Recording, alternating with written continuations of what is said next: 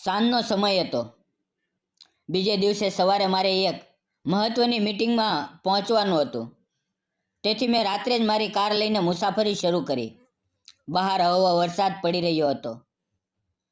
ઓફિસનો તણાવ અને ગઈ રાતની અધૂરી ઊંઘે મને થકાવી દીધી હતી. કાર ચલાવતા ચલાવતા ધીમે ધીમે મને ઊંઘ આવવા લાગી. ત્યાં જ અચાનક મારી કાર ફૂટપાથ સાથે અથડાઈ. તે સમયે હું નદીના પુલ ઉપર હતી. આંચકા સાથે કારનું સંતુલન બગડ્યું અને જોતજોતામાં હું કાર સાથે તે ઊંડી નદીમાં પડી ગઈ. તો નમસ્કાર મિત્રો, મારું નામ કિરણ છે. તે સમયે મારી ઉંમર 28 વર્ષની હતી. હું એક સમજદાર અને આત્મનિર્ભર યુવતી હતી. હું એક મોટી કંપનીમાં સોફ્ટવેર એન્જિનિયર તરીકે કામ કરતી હતી. પરંતુ હજી સુધી મારા લગ્ન થયા નહોતા, કારણ કે હું મારા મનગમતા જીવનસાથીની શોધમાં હતી. હવે એક વખત ઓફિસના કામ માટે મારે શહેરની બહાર જવાનું થયું. બીજે દિવસે સવારે 8 વાગ્યે મીટિંગ હતી, તેથી મારે રાત્રે જ નીકળવું પડ્યું. બહાર ઝડપથી વરસાદ પડી રહ્યો હતો અને રસ્તો ખૂબ સાંકડો હતો. હું કાર ચલાવતી હતી.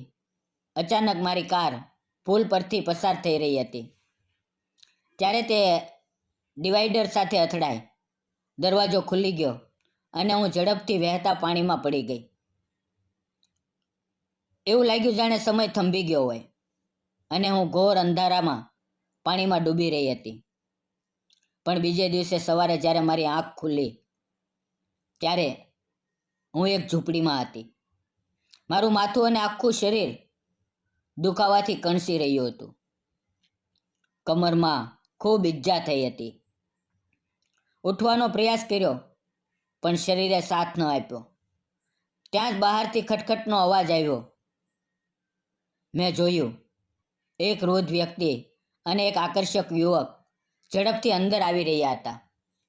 વૃદ્ધની ઉંમર આશરે 60 વર્ષની હતી અને યુવક મારી ઉંમરનો. દેખાવડો અને મજબૂત શરીર ધરાવતો હતો. તેમણે મારા માથા પર હાથ ફેરવ્યો અને શાંત રહેવા કહ્યું. તમારે આરામની જરૂર છે. તમારી કમરમાં ઈજા થઈ છે.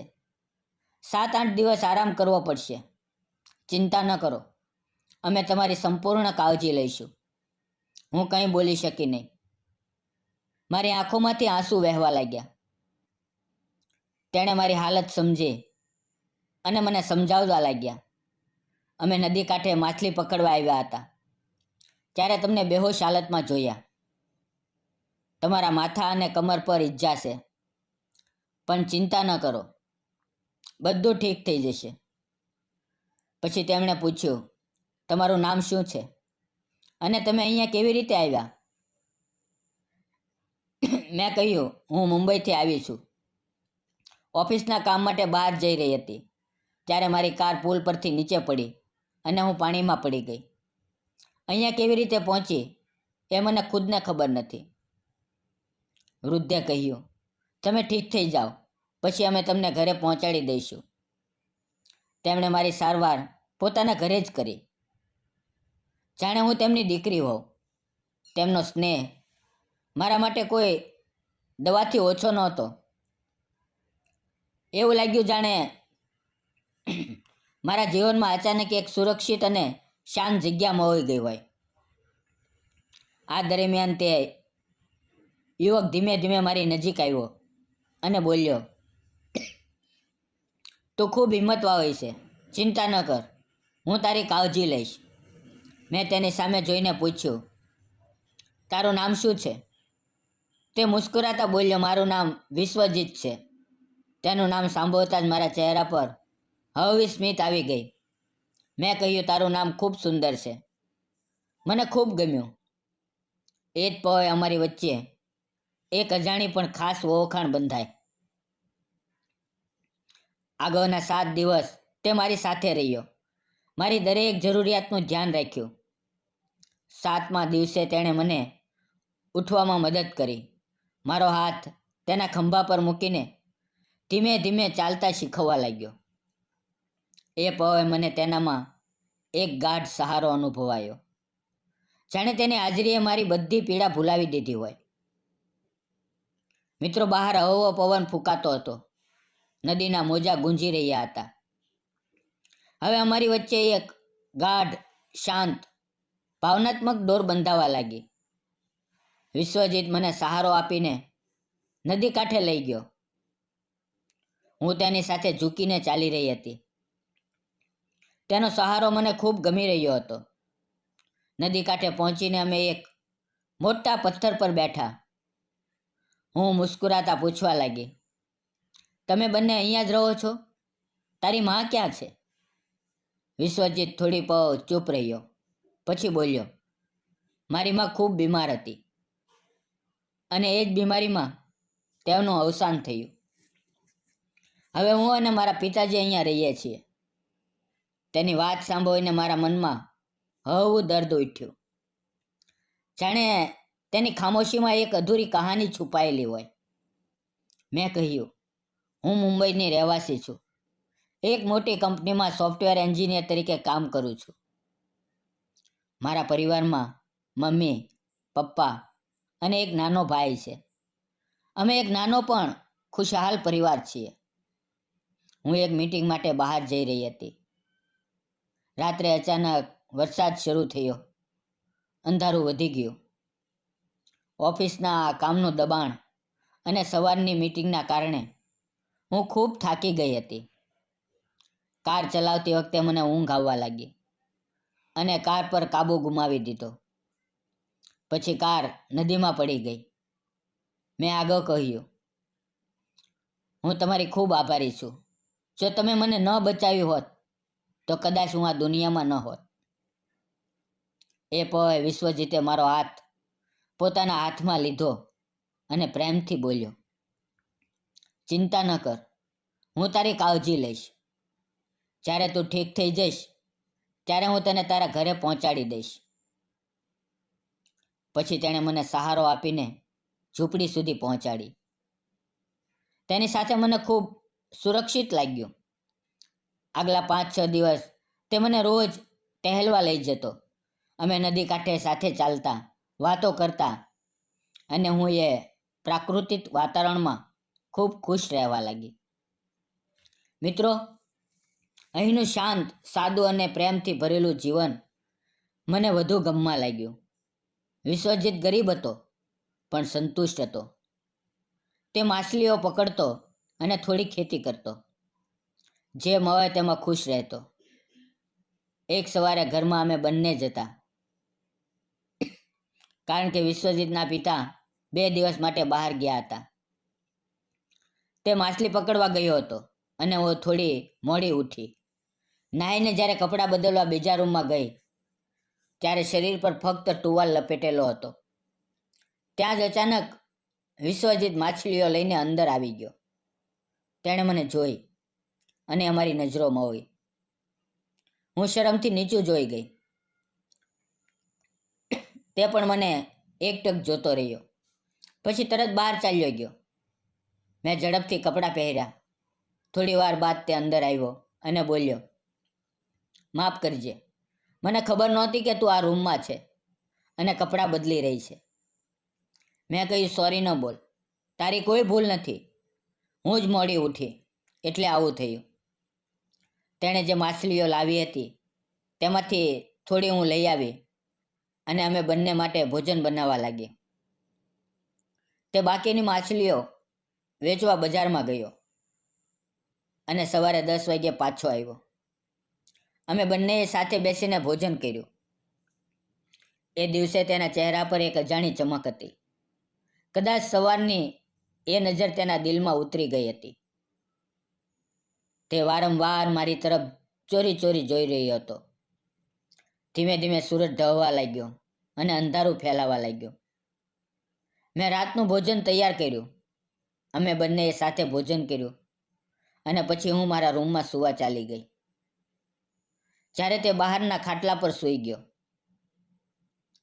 આજે ઘરમાં અમે બંને જ હતા.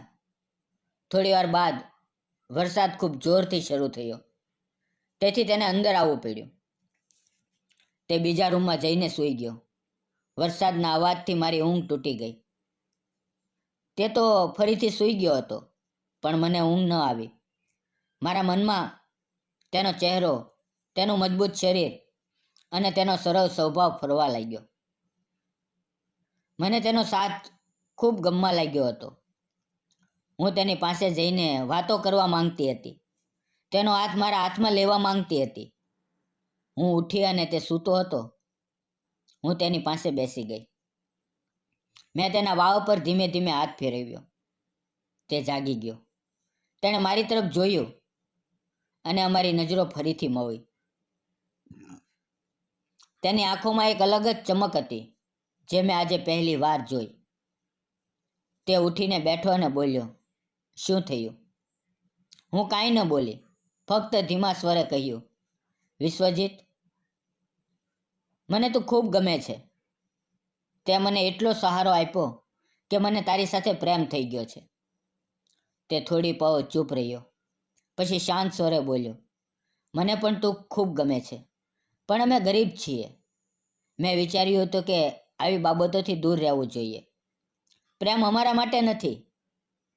મેં કંઈ વિચાર કર્યા વગર તેને સુસ્તપણે ભેટી લીધો. એ આલિંગનમાં એક અલગ જ ગરમાહટ હતી.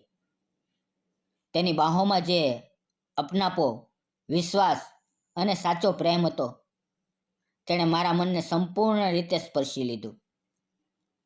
હવે અમે બંને એક થઈ ગયા હતા. ધીમે ધીમે રાત પસાર થવા લાગી અને સવારની રોશની બારીમાંથી ડોકાવા લાગી. હવે મિત્રો, મને અહીંયા આવીએ લગભગ 1 મહિનો થઈ ગયો હતો. હવે મારે મુંબઈ પાછું જવું જરૂરી હતું. મેં વિશ્વજીતને કહ્યું, મારે હવે મારા ઘરે જવું પડશે. મારા માતા પિતા મારી રાહ જોતા હશે. જ્યારે તેમને ખબર પડી હશે કે હું ગાયબ છું, તો તેમના પર શું વીતી હશે. પછી અમે શહેર તરફ ગયા, જેથી હું ઘરે ફોન કરી શકું.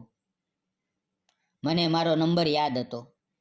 મેં ફોન લગાવ્યો અને ઘરના લોકોને કહ્યું, હું ઠીક છું. આ સાંભળીને તેમની આંખોમાં આનંદના આંસુ આવી ગયા. મારા મમ્મી પપ્પા મને લેવા આવવાના હતા. મેં તેમને યોગ્ય સ્થળ જણાવ્યું અને કહ્યું કે 2 દિવસમાં આવી જજો.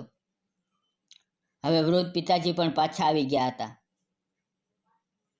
તેથી મને વિશ્વજીત સાથે ખુલ્લે આમ મળવાનો સમય નહોતો મળતો.